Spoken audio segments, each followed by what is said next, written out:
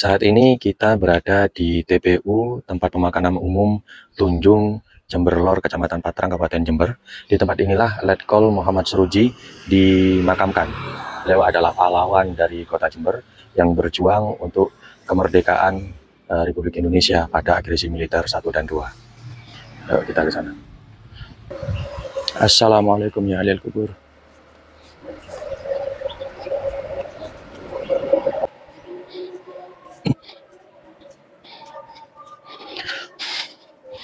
Inilah makam pahlawan Jember Letkol Muhammad Seruji.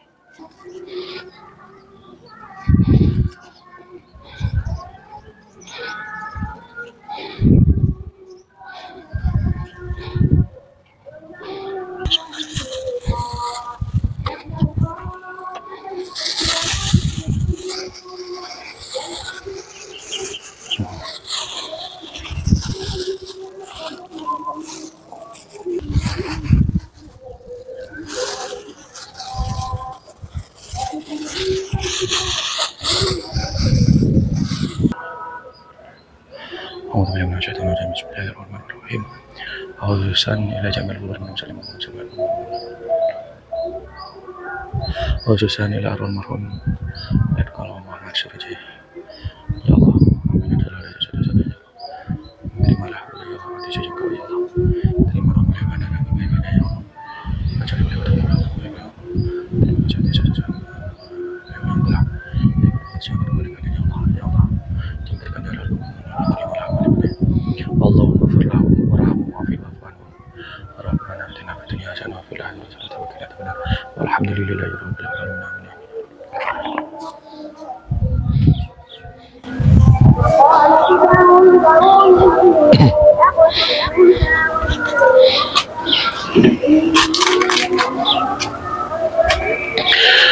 Letkol Muhammad Seruji ini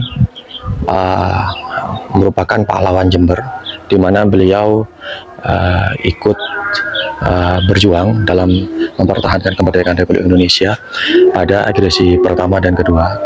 Nah, kemudian agresi kedua itu beliau posisinya harus kembali ke daerah asal, yaitu daerah Garisa dan Besuki, sesuai dengan tugas yang diberikan oleh Panglima Besar Sudirman sebagai Komandan Brigade Disa Divisi 1 TNI. Beliau terakhir setelah perjalanannya dari Blitar, beliau menuju ke Jember, itu melewati Lumajang. Beliau bertempur di sana, alhamdulillah diberikan kemenangan di Lumajang, sehingga banyak menimbulkan Belanda yang meninggal. Kemudian di Lumajang beliau mendirikan pemerintahan sementara dalam bentuk status quo, bahwasanya Indonesia masih menguasai wilayah Lumajang. Setelah itu Letkol Muhammad Seruji dan pasukannya itu terus melanjutkan perjalanan menuju Jember, melewati Kencong, Buger, kemudian Wuluhan, Ambulu, Jigawa, dan terakhir di Kecamatan Mumbulsari. Nah, di Kecamatan Mumbulsari ini tepatnya di Desa Karangkedawung, beliau langsung berkoordinasi dengan kerabat setempat untuk melakukan perlawanan terhadap Belanda. Nah, pada waktu koordinasi tersebut dengan perangkat desa setempat, beliau diserang oleh pasukan Belanda yang jumlahnya sangat banyak sekali, sehingga terjadilah peperangan di Desa Karangkedawung ini yang melibatkan Letkol Muhammad Seruji, Letkol Dr. Subandi, para pasukannya, dan rakyat semesta di daerah Karangkedawung. Dalam perjuangannya sangat heroik sekali, di mana Letkol Muhammad Seruji ini adalah salah satu pejuang yang sangat dicari oleh Belanda karena sepak terjangnya yang sangat mengganggu dari kekuasaan Genil Belanda.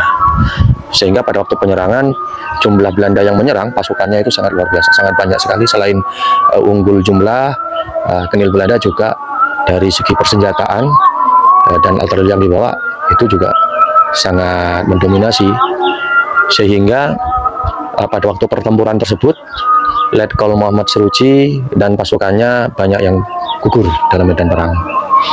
Muhammad Seruji adalah ikon perjuangan di Jember, sehingga ketika Muhammad Seruji ini meninggal dunia oleh Kenil Belanda, itu apa namanya, tidak hanya tubuh beliau yang gugur ini langsung dikuburkan, tidak, tapi tubuh beliau diseret dari Karangkedawung menuju alun-alun Jember sebagai shock terapi kepada para pejuang Indonesia agar tidak berjuang lagi untuk kemerdekaannya. Namun demikian, pejuang masih tetap saja berjuang, meskipun karena sesuai dengan didikannya Muhammad Seruji bahwasanya sampai tanah ini merdeka, kita tetap para pejuang harus terus berjuang untuk menjaga kemerdekaan Republik Indonesia.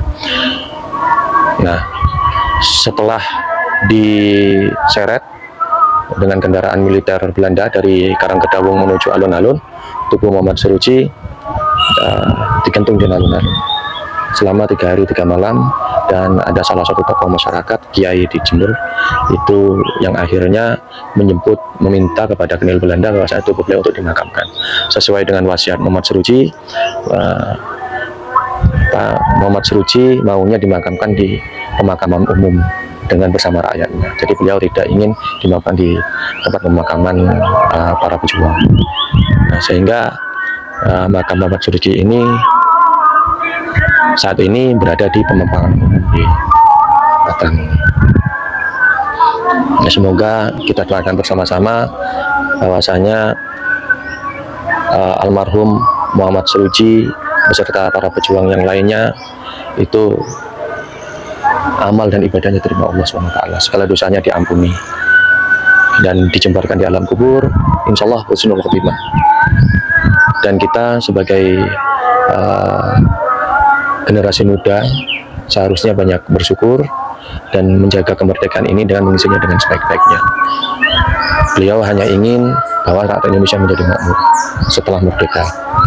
Nah, kita sebagai pejuang, sebagai penerus dari beliau, sebagai generasi muda, benar-benar harus menjaganya, bukan mengkorupsi, ya, kemakmuran ini diganggu dengan adanya korupsi dan sebagainya. Nah, tentunya beliau di dalam hatinya, kalau beliau masih hidup, beliau akan sedih kalau tahu bahwasanya penerus-penerus beliau banyak yang berperilaku korupsi, yang sekarang ini sangat banyak sekali di mana-mana terjadi korupsi. Ya, semoga ini menjadi yang terbaik buat bangsa ini. Terima kasih. Demikian, terima kasih.